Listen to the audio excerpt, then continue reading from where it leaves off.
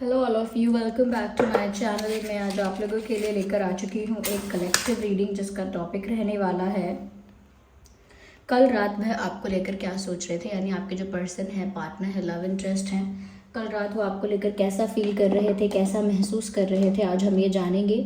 ये reading general है, collective है। हो सकता है कि आपकी सिचुएशन के साथ एक्यूरेटली रेजोनेट करे, हो सकता है कुछ % रेजोनेट करे। तो ओपन माइंडेड होकर सुनिएगा और ज़बरदस्ती अपने आप को रीडिंग में फिट इन मत कीजिएगा। जितना आपके साथ रेजोनेट होता है उतना ही एक्सेप्ट कीजिए एंड लीव द रेस्ट।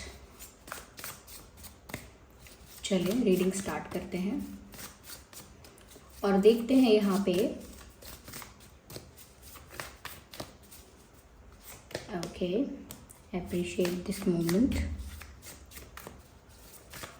कल रात वो आपके बारे में क्या सोच रहे थे, कल रात आपको लेकर उनकी फीलिंग्स, उनके इमोशंस।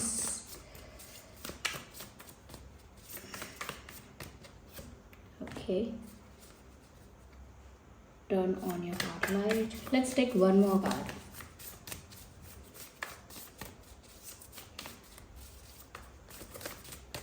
आई फील लाइक कि मुझे एक और कार्ड लेना चाहिए यहाँ से। Okay, let me shuffle more. No, I need just one card.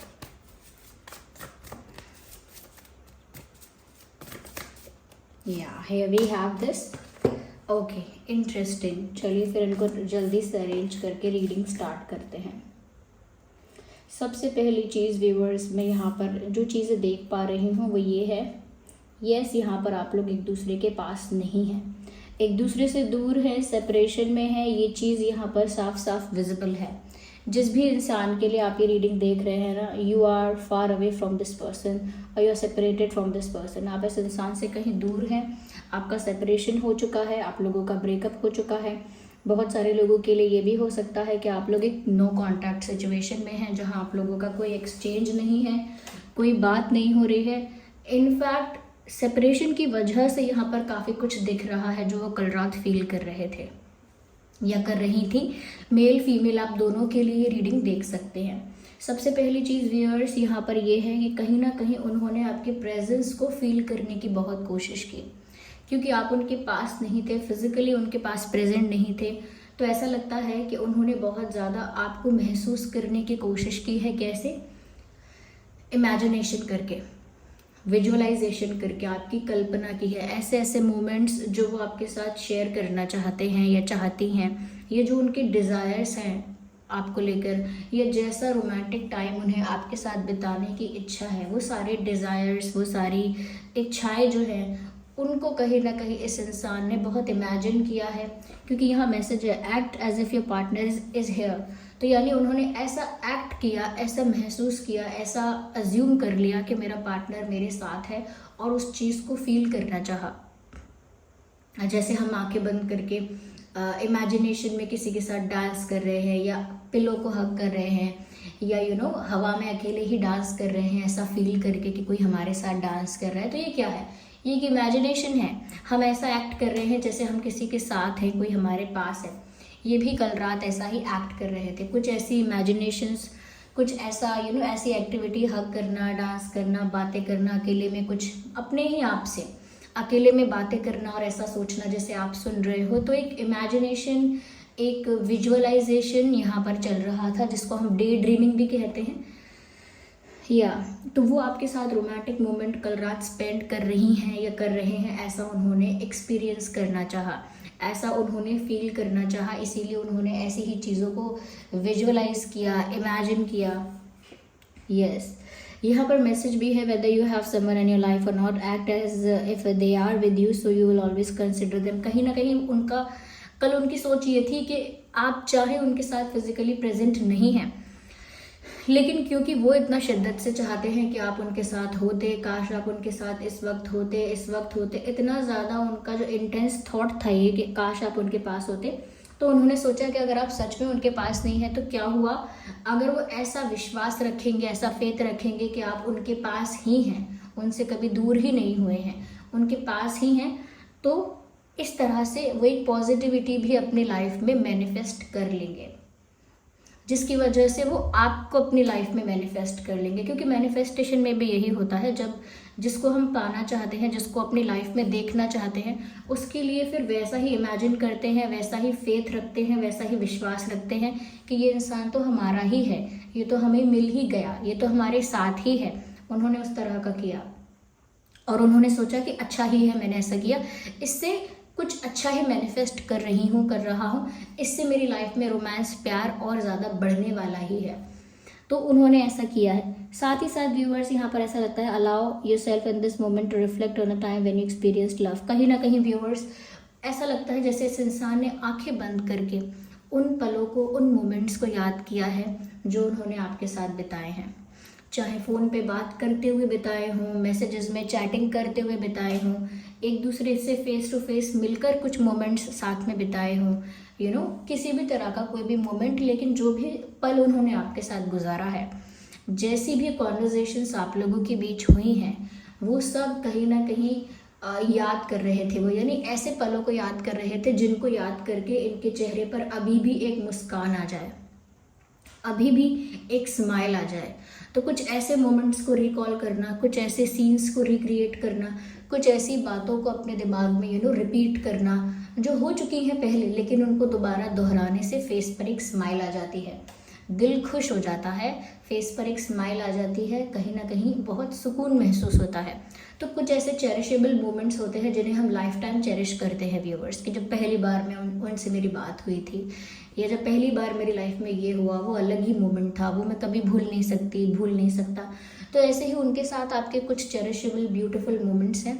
और ऐसा लगता है कल रात उन्होंने आंखें बंद करके, बिकॉज स्पेशली यहाँ पर दिख रहा है कि आइज क्लोज है, तो उन्होंने आंखें बंद करके स्पेशली उन्हीं मोमेंट्स को याद किया जब उन्होंने आपके साथ बहुत ज़्यादा प्यार एक्सपीरियंस किया है। यानी आपके लविंग मोमेंट्स जो थे, जब आप दोनों बहुत प्यार में वो मोमेंट्स शेयर कर रहे थे, या उस समय जैसा फील हो रहा था, जितना प्यार फील हो रहा था, उन्होंने वैसा ही दोबारा फील करने की कोशिश की, कहीं ना कहीं फ्लैशबैक में जाके रिक्रिएट करके चीज़ों को, वही खुशी वापस महसूस करने के लिए, वही सेटिस्फैक्शन, वही हैप्पीनेस दोबारा फील करने के लिए, दोबारा फेस पर वही मुस्कुराहट, दिल में वही खुशी महसूस करने के लिए उन्होंने पास्ट मोमेंट्स को रिकॉल किया, लेकिन अच्छे मोमेंट्स को रिकॉल किया है। कहीं ना कहीं ऐसा लगता है कि यहाँ पर ऐसा लगता है कुछ हद तक यहाँ पर इस इंसान को कल रात किसी बात का रिग्रेट भी था, बिकॉज यहाँ मैसेज है, looking at your patterns in relationship. कहीं ना कहीं उन्होंने पास्ट को जब टटोला है या उसमें से अच्छे मोमेंट्स निकाले हैं, तो ऐसा हो नहीं सकता कि सिर्फ अच्छे मोमेंट्स याद आए और बाकी सब वैनिश हो जाए। नहीं, उन्होंने अच्छे मोमेंट्स को सोचकर खुश होने की कोशिश तो की, लेकिन साथ ही साथ उन्हें ऐसी बातें भी याद आई जिसमें कितना गलत हुआ और उनकी तरफ से कितना गलत हुआ। क्योंकि यहाँ पर ऐसा लगता है कि जब उन्होंने पास्ट को मुड़ के देखा या पास्ट के बारे में सोचना स्टार्ट किया, तो उन्हें अपनी बहुत सारी खामियां, अपनी बहुत सारी गलतियां, अपनी बहुत सारी स्टुपिडिटी दिखने लगी। ओके, जैसे आप कोई क्वेश्चन पेपर लिख कर आए हैं, एग्जाम देकर आए हैं, वापस आप अपनी आंसर शीट को कभी चेक करेंगे सालों बाद, तो आप सोचोगे कि मैंने कितना कुछ गलत लिखा था, कितनी स्टूपिड मिस्टेक्स की थी, कितनी बेसिक मिस्टेक्स कर दी थी। ऐसे ही इन्होंने जब पास्ट को टटोला वापस, तो उनको ऐसा लगा कि वो बहुत सारी मिस्टेक्स ऑलरेडी कमिट कर चुकी हैं। और एक तरह का उन्होंने आईना देखा, जैसे कि जब हम आईने में देखते हैं, मिरर में देखते हैं, तो वो हमसे कुछ छुपाता नहीं है। यहाँ पर भी दिस पिक्चर ऐसा लगता है कोई किसी को आईना दिखा रहा है, कोई किसी को शीशा दिखा रहा है, और वो इंसान उस शीशे को देख रहा है और फिर सर पकड़ के दुखी हो रहा है।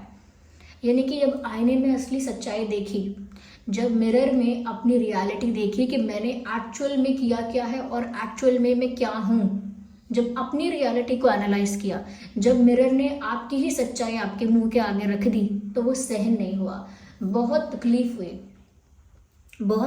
हुई उनको, अपनी ही गलतियां वापस एनालाइज करके, अपने पास्ट रिकॉर्ड्स को एनालाइज करके उन्हें अपने लिए बड़ा बुरा लगा, बहुत खेद हुआ, बहुत दुख हुआ, और उसके साथ साथ हुआ रिग्रेट। वो एक इंटेंस इमोशन यहाँ पर विजिबल है साफ या तो वो एक इंटेंस इमोशन यहाँ पर साफ विजिबल है, वो है regret. I don't know what's wrong with my throat.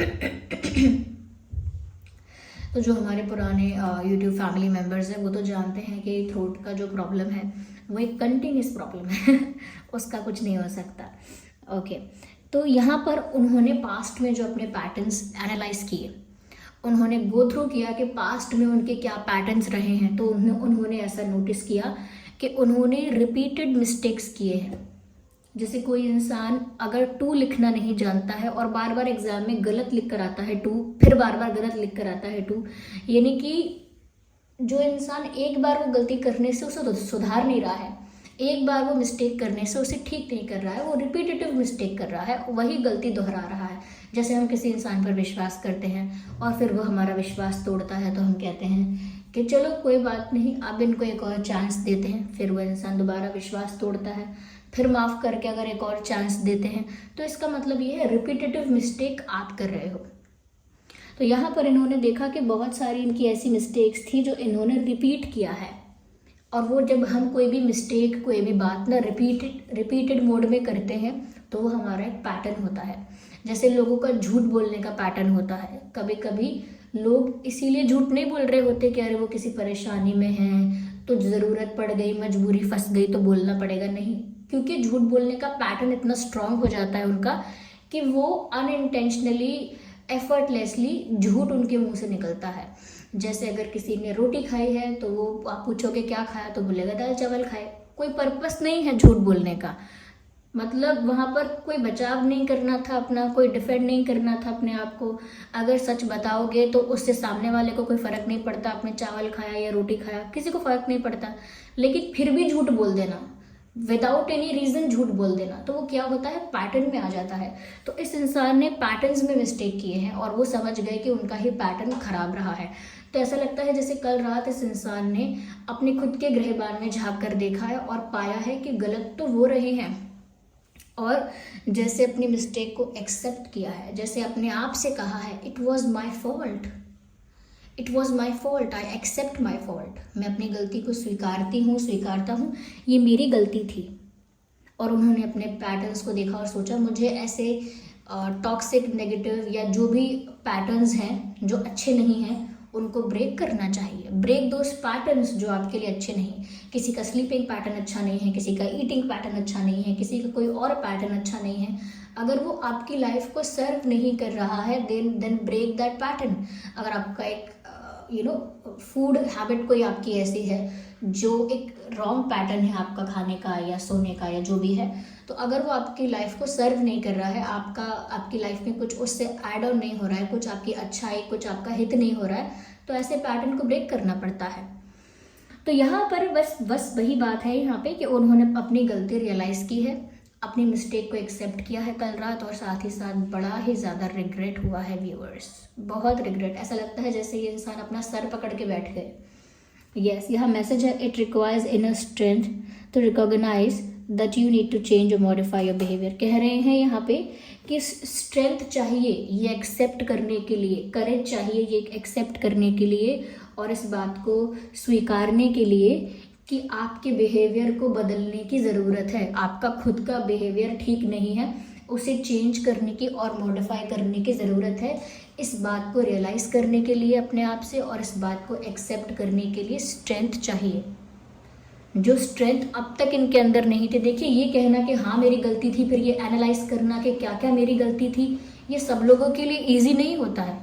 Everyone can do that. Generally लोग जान जाते हैं मेरी गलती है, लेकिन उसको छुपाते हैं, हाइड करते हैं, जस्टिफाई करते हैं। ऐसा बोलते हैं हाँ मैंने किया तो क्या हुआ, मैं बार बार करूँगी, कुछ गलत नहीं किया, नहीं मुझे तो नहीं लगता गलत है। क्यों गलत है, सब करते हैं, मैंने कर दिया गलत हो गया। तो यानी कि जब लोग गलत करते हैं ना, उन्हें पता होता है कि उन्होंने गलत किया है, but they justify that, they hide that and they sometimes they try to prove that कि उन्होंने वो सही किया है। तो यहाँ पर सच में करेज लगता है। कल रात उन्होंने ऐसा सोचा कि बड़ी हिम्मत चाहिए कि मैं इस चीज़ को एक्सेप्ट कर पाऊँ, मुझे बहुत अपने आप को संभालना होगा, हिम्मत रखनी होगी कि मैं इस गलती को एक्सेप्ट भी करूं और कहीं ना कहीं ये चीज़ भी समझूं कि मुझे ही अपना बिहेवियर चेंज करने की ज़रूरत है। साथ ही साथ व्यूअर्स, उन्होंने इस टाइम को भी अप्रिशिएट किया। उन्होंने सोचा कि अच्छा है कि मैं आपसे दूर हूँ अभी, क्योंकि अगर मैं आपसे दूर नहीं जाती या नहीं जाता तो मुझे रियलाइज़ नहीं होता कि मेरी मिस्टेक क्या थी। मुझे चेंज क्या करना चाहिए अपने अंदर, मुझे अपने अंदर क्या बिहेवियर में चेंज करना चाहिए, क्या मॉडिफाई करना चाहिए अपने बिहेवियर को, और मेरे पैटर्न्स कितने गलत थे या मेरी मिस्टेक्स क्या रही हैं पास्ट में। ये सब चीज़ें मुझे कभी रियलाइज़ नहीं होती अगर मैं आपसे दूर नहीं हुआ होता या नहीं हुई होती। जैसे हम फैमिली से कितना प्यार करते हैं ये कभी हमें रियलाइज़ ही नहीं होता अगर हम कभी उनसे दूर ना हुए होते। तो जो दूर हुए हैं उनको फैमिली की कद्र वैल्यू अपने आप बड़ी जल्दी समझ में आ जाती है, और जो ज़िंदगी से उनके साथ रहे हैं वो हमेशा फैमिली को भी फॉर ग्रांटेड लेने लगते हैं, उनको भी जैसे तैसे ट्रीट करने लगते हैं, सोचते नहीं हैं कि ये प्रीशियस प्रिविलेज है। It is a privilege to be have someone in your life जो आपके अपने हैं। कुछ ऐसे लोग जो आपके अपने हैं ये आपके लिए एक प्रिविलेज है। ओके, तो यहाँ पर उनको इस बात के लिए अच्छा लगा कि सच में उन्हें एक ऐसा टाइम स्पेस मिला, ऐसा कुछ वक्त मिला जहाँ पर गलती भी रियलाइज़ हुई, रिग्रेट भी बहुत फील हुआ, और साथ ही साथ आपको कितना चाहते हैं, यानी कि आपकी प्रेजेंस नहीं थी, आप फिजिकली प्रेजेंट नहीं थे, तो भी उन्होंने आपको इमेजिन करके आपको एक्सपीरियंस करने की कोशिश की। आपकी बहुत याद आई तो आपके साथ बिताए हुए ब्यूटीफुल चेरिशेबल मोमेंट्स को याद करके अपने दिल को खुश करने की कोशिश की। तो वो सब क्यों, कैसे कर पाए वो, ये सब कैसे हुआ? क्योंकि वो आपसे दूर थे। अगर पास ही होते तो अपनी मिस्टेक रियलाइज़ ना करते, अपने आप को सही बताते, जस्टिफाई करते, कहीं ना कहीं अपना प्यार भी इतना जेन्युइन है वो भी उनको रियलाइज़ नहीं होता। ओके, और आपकी प्रेजेंस की क्या वैल्यू है उनकी लाइफ में वो भी उनको रियलाइज़ नहीं होता। तो कभी कभी सेपरेशन जो होता है ना, वो ज़रूरी नहीं है कि किसी बुरे चीज़ के लिए हुआ हो, कुछ बुरा हुआ है, कुछ बुरा होने वाला है, कुछ गलत होने वाला है इसलिए हुआ है, नहीं। कभी कभी कुछ चीज़ें अच्छे के लिए होती हैं। कभी कभी दूर होना हमें दूसरे इंसान की वैल्यू रियलाइज़ करवा देता है, अपनी मिस्टेक्स भी रियलाइज़ करवा देता है। जैसे हम घर में अपने माता पिता की नहीं सुनते हैं, उनसे बहस कर लेते हैं, जब कहीं और किसी के साथ रहते हैं वहाँ ना हमारी बहस कोई सुनता, ना हमारी बात कोई सुनता, और ना हमारी बातों को कोई सीरियसली लेता, नोबडी केयर्स। तब हमको रियलाइज़ होता है कि हमारे माता पिता हमारी बहस भी सुन लेते थे, और कहीं ना कहीं फैमिली वाले उसको एडजस्ट कर लेते थे कि चलो बहस कर रहा है कोई बात नहीं, लेकिन बाहर तो कोई नहीं कर रहा है ऐसा।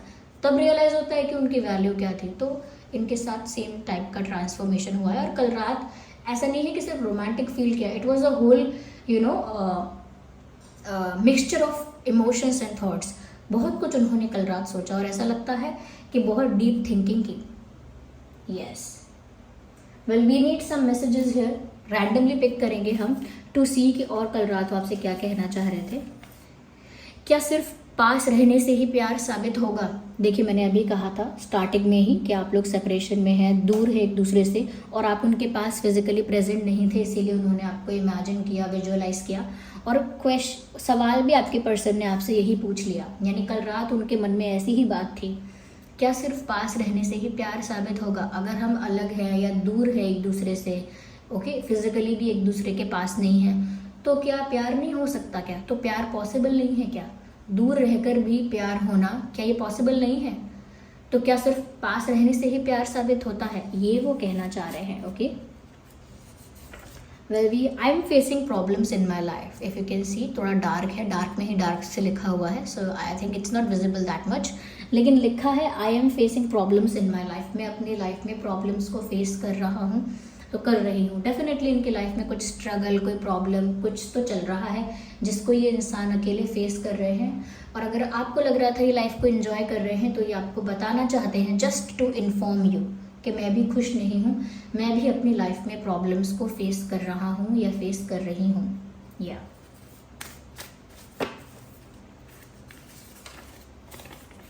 Sometime I stay awake thinking about you. तो ये कल रात की ही बात है, I stay awake thinking about you, यानी कि मैं सोती नहीं हूँ, सोता नहीं हूँ, जागता रहता हूँ। कभी कभी मैं जागता रहता हूँ या जागती रहती हूँ और आपके बारे में सोचता रहता हूँ या सोचती रहती हूँ। तो व्यूअर्स, कल रात भी वो देर रात तक जागते रहे या जागती रही और आपके बारे में सोचती रही, और ज़्यादातर ऐसा होता रहता है, ऐसा नहीं है कल ही रात हुआ, जनरली ऐसा होता रहता है, क्योंकि समटाइम्स यहाँ पर लिखा है। Okay, so let's pick one card randomly which, okay, well I have two, I can not consider two. Okay, this is coming out, as you can see this orange one is coming out. We should pick this card. Okay, let's see what it says. Hug me, let me hold you. कह रहे हैं कि मुझे हग कीजिए और मैं आपको हक करना चाहता हूँ या चाहती हूँ या आपको होल्ड करना चाहता हूँ। तो क्योंकि फिजिकली प्रेजेंट नहीं है आप, तो वो भी उनको फील होता है, काश आप उनके पास होते तो वो आपको हक कर लेते, आपको हक करके आपको अपना प्यार शो करते। तो कहीं ना कहीं उनकी बहुत ज़्यादा कल रात इच्छा थी कि अगर आप उनके पास होते तो वो पक्का आपको हक कर लेती या कर लेते। Okay, so this was the reading. I hope ये रीडिंग आपके लिए हेल्पफुल और रिलेटेबल रही है। अगर इस रीडिंग ने आपको थोड़ा भी गाइड किया है, हेल्प किया है, वीडियो को लाइक करें, कमेंट करके बताएं कितने % रेजोनेट करती है, कितना रिलेट करती है आपके साथ। वीडियो को लाइक करें, कमेंट करें, शेयर करें, सब्सक्राइब करें और बेल आइकन को ज़रूर प्रेस करें। चलिए मिलते हैं अगली रीडिंग में, तब तक के लिए bye bye family, take care, love you all.